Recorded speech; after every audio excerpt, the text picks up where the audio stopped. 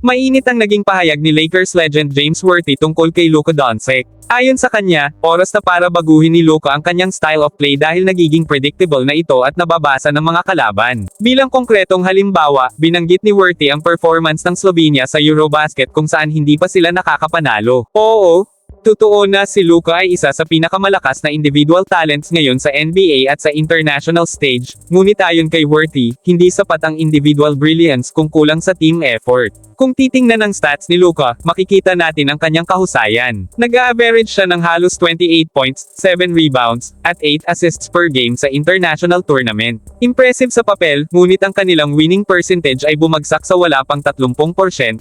Dito nakikita ang problema, maganda ang personal numbers, pero hindi nagtatranslate sa panalo. Paliwanag ni Worthy, nagiging one-sided ang laro dahil halos lahat ng kakampi ni Luka ay nakaabang lang sa catch-and-shoot situations. Ang ball movement ay limitado, at walang masyadong involvement mula sa supporting cast. Kapag ganito ang sistema, madaling basahin ng kalaban, trap si Luka, putulin ang passing lanes, at pabayaan ang ibang manlalaro na gumawa ng desisyon. Resulta, mataas ang stats ng superstar, pero kulang ang collective effort para makuha ang panalo. At dito papasok ang mahalagang punto para sa Los Angeles Lakers. Ayon kay Worthy, ito ang senaryo na dapat makita agad ni Coach JJ Redick. Hindi pwedeng hayaan na maging one-sided lang ang laro ng Lakers sa ilalim ni Luka. Kung isolation-heavy basketball ang ipipilit, magiging predictable ang kanilang sistema at mauulit ang problema ng Slovenia. Kailangan gawing mas team-oriented ang sistema, kung saan may involvement sina DeAndre Ayton sa loob, Austin Reeves bilang secondary playmaker, at Marcus Smart bilang floor spacer na may kakayahang lumikha ng sariling opensa. Kung ikukumpara rin ang kondisyon ni Luka noon at ngayon, makikita ang malaking pagbabago. Noong mas mabigat pa siya, limitado ang kanyang agility at conditioning, pero kaya niyang makipagsabayan sa physical play. Ngayon na mas payat na siya, mas mabilis at mas efficient ang kanyang galaw.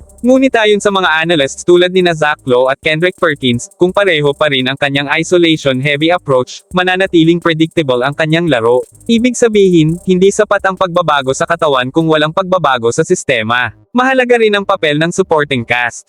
Si DeAndre Ayton ay kailangang maging consistent rebounder at rim protector, hindi lang umaasa sa feeds mula kay Luka. Si Austin Reeves, na kilala bilang playmaker at shooter, dapat ding magkaroon ng pagkakataon na hawakan ng bola at mag-initiate ng opensa. Si Marcus Smart naman, na natural defender, hindi dapat limitahan sa shot attempt, dapat bigyan din karapatan mag-create ng shot. Kapag lahat nakaabang lang sa kilos ni Luka, madaling i-shot down ng kalaban ang buong Lakers offense. Kaya nga binigyang diin ni James Worthy na ang sitwasyong ito ay isang wake-up call para sa Lakers. Malaking responsibilidad ni Coach JJ Redick na tiyakin na hindi magiging one-sided ang kanilang opensa. Ang talento ni Luka ay napakalaki, pero dapat itong magamit ng tama, sa paraang hindi lamang siya ang nagdadala kundi pati ang buong team ay nakikilahok sa bawat possession. Sa huli, malinaw ang mensahe, si Luka Doncic ay isa sa pinakamagaling na manlalaro ng henerasyong ito, pero kailangan ng tamang sistema at aktibong suporta mula sa kanyang mga kakampi para makuha ang pinakamahalaga, ang panalo. Para sa Lakers, ito ang susi kung bakit kailangang makita agad ni JJ Redick ang sitwasyon. Dahil kung hindi, mauuwi lang sila sa parehong problema na nakita na natin sa Eurobasket, magandang stats, pero kulang sa resulta.